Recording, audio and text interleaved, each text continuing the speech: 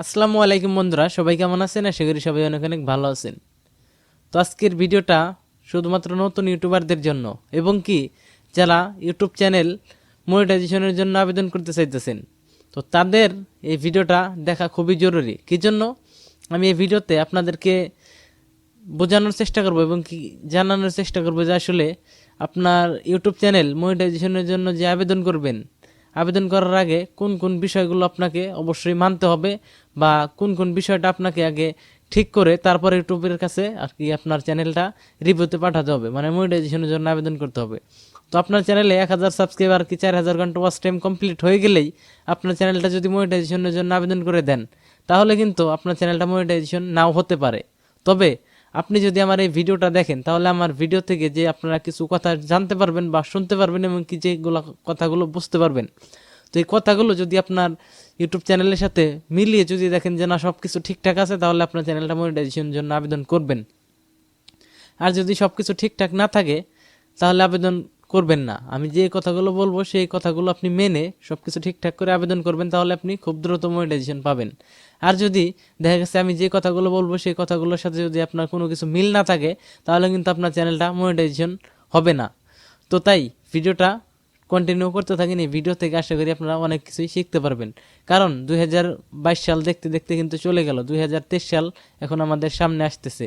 তো আইসাই পড়ছে এখন, ডিসেম্বর মাস চলতেছে, তো আর এক মাসও নাই। তো তাই 2023 সাল থেকে আপনার আরও কঠোর হতে হবে, কারণ ইউটিউব কিন্তু এখন আরও অনেক কঠোর হয়ে গেছে। দিন দিন দিন যাইতেছে ইউটিউব আরও কঠিন হইতেছে। তাই আপনারা 2023 সাল থেকে বা এখন থেকে যারা ইউটিউব চ্যানেলের মনিটাইজেশন আবেদন করবেন, তারা অবশ্যই কথাগুলো মনোযোগ সহকারে শুনবেন। আশা করি আপনার এই ভিডিওটা দেখে যে সময়টা আপনারা দিতেছেন, আশা করি সময়টা আপনার নষ্ট হবে না, বরং আপনার এই সময়টা কাজে দিবে। তো আমরা এখন মেন কথায় চলে যাই।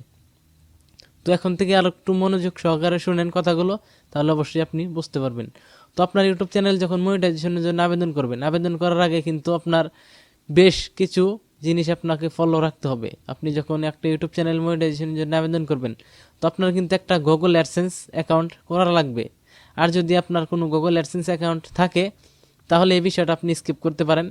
তো আমি যেই কথাটা বলতে চাই সেটা হচ্ছে যে আপনার যে গুগল অ্যাডসেন্স যদি আপনার অলরেডি থাকে, তাহলে তো আছেই।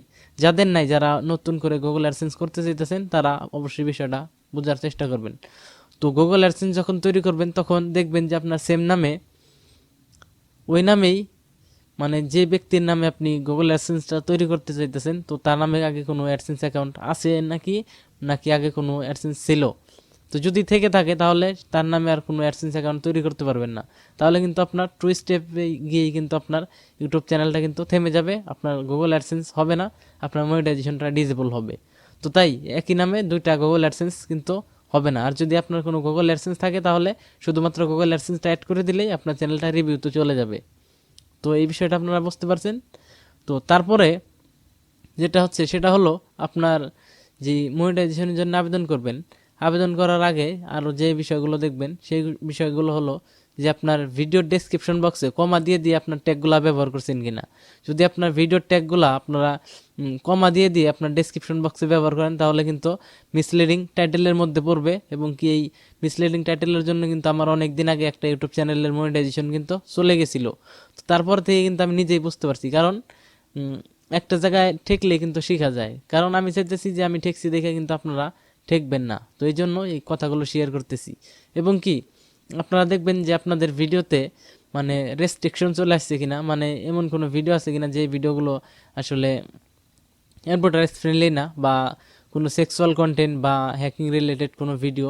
তো রেস্ট্রিকশন চলে আসে যেসব ভিডিওতে, বা কাটাকাটি বা অবৈধ কোনো ভিডিও, দেখা গেছে যে আপনার ক্র্যাক রিলেটেড ভিডিও, তো সেই সব ভিডিও যদি থেকে থাকে, সেই ভিডিওগুলো আপনারা ডিলিট করে দিবেন।